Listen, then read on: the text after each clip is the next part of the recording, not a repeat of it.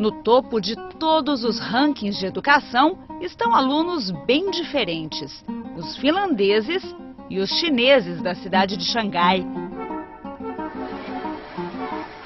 A Finlândia atualmente tem 5 milhões de habitantes. Algumas décadas atrás, era um país agrícola, sem expressão. Hoje é uma referência em tecnologia de comunicação. O sistema educacional finlandês dá muita liberdade para os professores atuarem com criatividade em sala de aula e não há testes padrões para os alunos.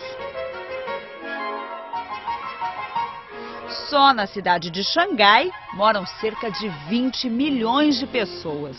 É um polo industrial chinês. O sistema educacional é muito rígido, com currículo padrão estabelecido para ser usado por todos os professores e nas avaliações de alunos.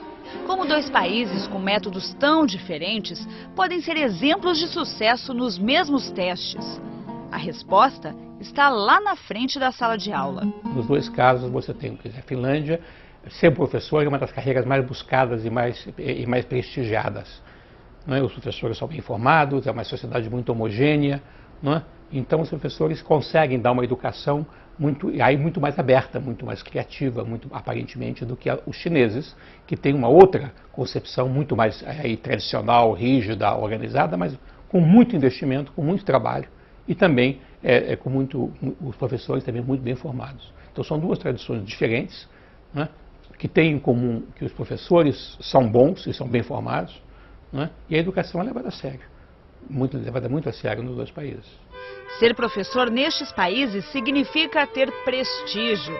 O cargo é disputado, bem diferente do que acontece hoje no Brasil. Nós viemos a uma escola que forma educadores. O último censo do ensino superior mostrou um dado preocupante. Está diminuindo o número de alunos nas faculdades de pedagogia. Apenas metade das vagas é preenchida nas universidades. Uma realidade que deixa evidente a falta de prestígio da carreira de professor entre os mais jovens. De 2005 a 2009, a quantidade de formados em cursos de pedagogia ou normal superior caiu pela metade, de 103 mil para 52 mil. Nas licenciaturas também houve queda, de 77 mil para 64 mil.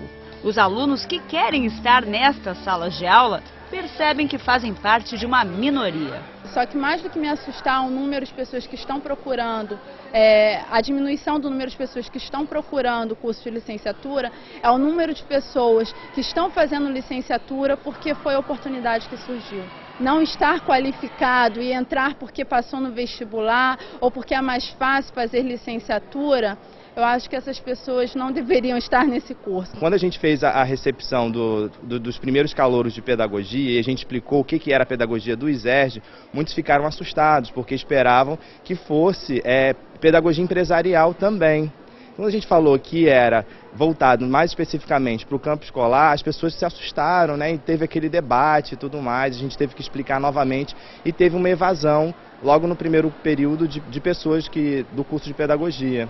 E essa coisa do desprestígio do magistério, eu vejo até na minha família mesmo, né? Ela fala assim, você vai fazer formação de professores? Ah, tudo bem, depois você faz direito, faz administração, faz uma coisa mais séria, né? E eu fico assim, nossa, eu escolhi porque eu gosto de fazer isso, né? Ah, mas você não vai ganhar dinheiro, você não vai juntar dinheiro, meu filho, você vai ter necessidade. Eu falei, não, mãe. Não dá para passar necessidade. Uma pesquisa da Fundação Carlos Chagas mostrou que apenas 2% dos estudantes de ensino médio querem ser professores.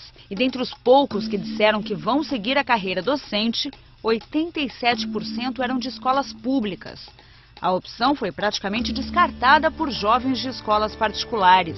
Bernadette Gatti, pesquisadora da Fundação Carlos Chagas, é responsável por este e outros vários estudos que tentam entender o que está acontecendo com o universo da formação de professores no Brasil. Se você olhar os resultados, por exemplo, do exame do ensino médio ao longo dos últimos 10 anos, você vai ver o problema que é essas pessoas escreverem, né? E hoje elas estão dando aula, né? Então elas escolhem. Então é um professorado que veio também de camadas de mais baixa renda, né? Cujos pais também, muitos não são alfabetizados, né? Mas isso não vem em detrimento deles. É esta a camada social que tem escolhido ser professor, especialmente dos primeiros anos do ensino fundamental, né? Da educação básica. Como uma pessoa com essa escolaridade, tem todo o conhecimento de pedagogia, que não tem, na verdade, esse conhecimento, vai atuar com as crianças. Desenvolver o potencial das crianças é uma função, sim, da escola, principalmente da creche. Mas para desenvolver o potencial das crianças é preciso um nível de ensino, é preciso uma aprendizagem, é preciso um conhecimento que não sai da cartola. O primeiro motivo de desinteresse pela carreira são os baixos salários. Pela lei, o piso estabelecido para professores da educação básica com nível médio e carga de 40 horas semanais é de R$ 1.187. Um estudo feito em 2009 pela Unesco mostrou que, na prática, metade dos professores do Brasil recebem menos de R$ 800. Outro problema, na visão dos jovens, é que o teto chega rápido. Eles dizem que, primeiro, o salário não é recompensador. Segundo, a carreira, né? Eles enfatizam muito a questão da carreira, mais do que do salário. Eles não veem perspectiva em ser professor. Você começa como professor com um salário X e termina com X mais 1.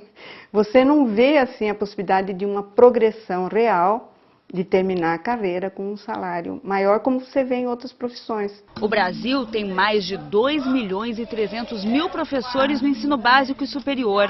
É um batalhão de profissionais. Pra você ter ideia, é a terceira categoria profissional no Brasil em volume de pessoas.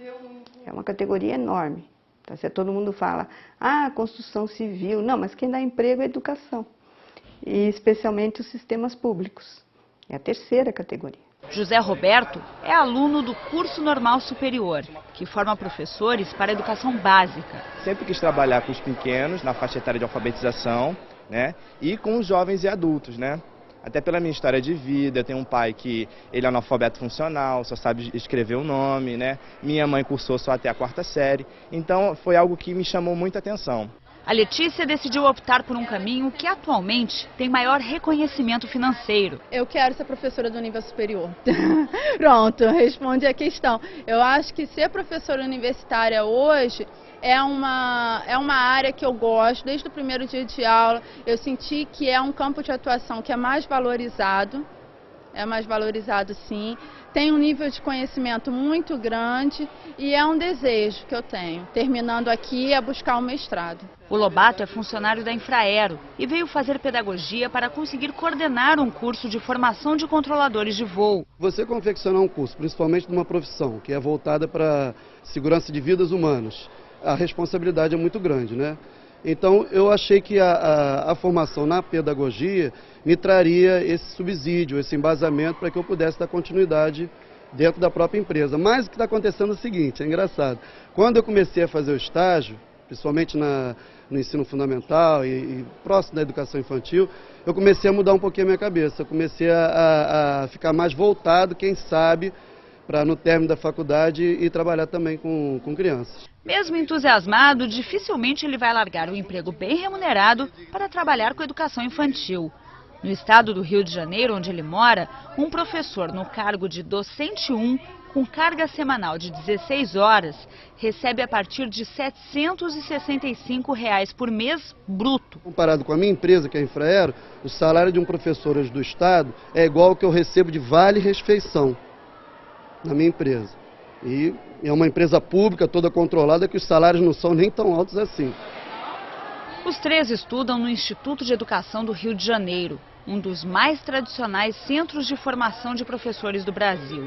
Começou como escola normal da corte, há 130 anos. Esta foi a casa do educador Anísio Teixeira.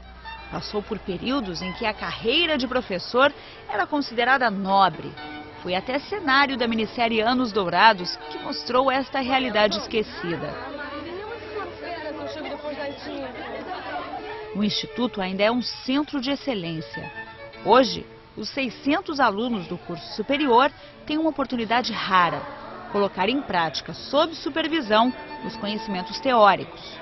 O chão da escola é fundamental, a prática em sala de aula é fundamental, porque aí você faz o link, né, entre os teóricos que você está estudando e realmente se aquilo se dá na prática. A Fundação Carlos Chagas fez uma pesquisa para ver a qualidade das faculdades que formam os educadores. Mais de 160 instituições foram analisadas no período de um ano. As conclusões não são nada animadoras. De todos os cursos investigados, nós encontramos a disciplina alfabetização em 8% deles. Né? E também não é dada metodologia de alfabetização. É dado uma teoria cognitiva. A pesquisadora deixa claro, o desenvolvimento do país pode estancar se não tivermos pessoas mais preparadas, o que significa professores mais bem informados. A água está batendo no nariz, né? Nós podemos nos afogar. Fica aquela curiosidade, por que alguém ainda quer ser professor? Ouvimos a resposta de uma educadora de creche pública. É o que eu mais escuto, as pessoas nos admiram muito, mas morrem de pena, né? O que eu mais escuto dos meus amigos é, nossa, com a sua formação, e sua inteligência, tantas coisas que você quer ser professora. Eu caminhei para muitos outros lugares. Eu fui atriz, artesã, fiz um monte de coisa. Sou produtora cultural, mas sempre dava aula. Né? Aula na universidade, para cursos técnicos, para adolescentes. E quando eu cheguei na educação infantil, eu me apaixonei. É como... eu falo que eu não escolhi. Foram eles que me escolheram. Ai, que menina esperto! Conseguiu! E o que levou essa paulistana a dar aulas em uma pré-escola? Fiz quase um ano de curso de enfermagem, aí optei e falei, não, eu quero parar tudo porque eu quero dar aula. Aí meus pais na época ficaram assim, nossa, você acabou de entrar. Mas eu fui, aí prestei de novo vestibular, passei em pedagogia. E durante o curso é que eu fui escolhendo depois a especialização de educação infantil, porque eu fui me apaixonando de como a gente é importante na vida das crianças.